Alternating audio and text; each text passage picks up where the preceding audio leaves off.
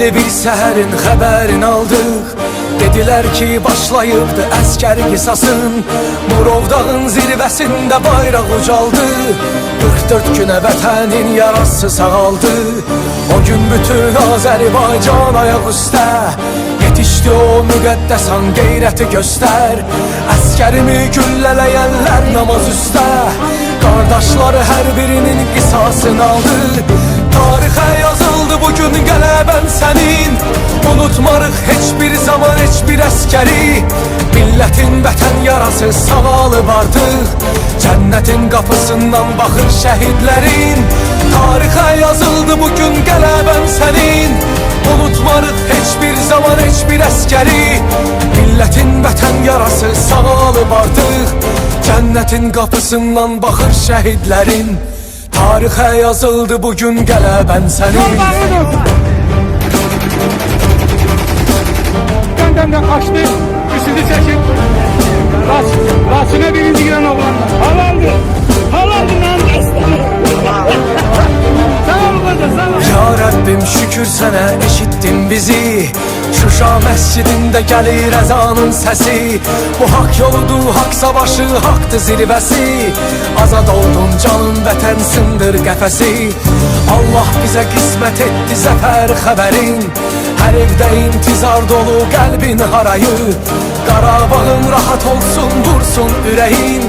Bu xalqıma hədiyyədir Allahın payı. Tarixə yazıldı bugün qələbən sənin.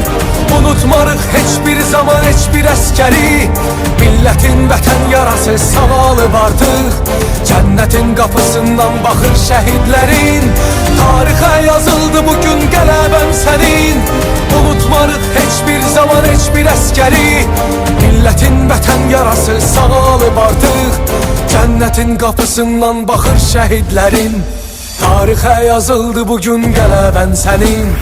Əziz Şuşa, sən azadsan. Əziz Şuşa, biz qayıtmışıq. Əziz Şuşa, biz səni dirçəldəcəyik.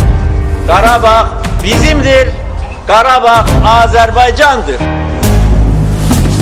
Tarixə yazıldı bugün qələbən sənin. Unutmarıq heç bir zaman heç bir əskəri. Millətin vətən yarası sağalı vardır. Cənnətin qapısından baxır şəhidlərin. Tarixə yazıldı bugün qələbən sənin.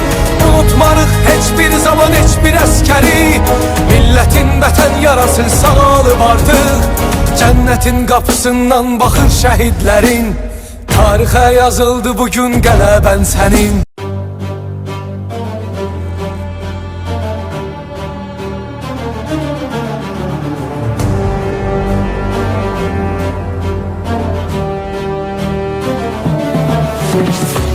Ətirli bir səhərin xəbərini aldıq.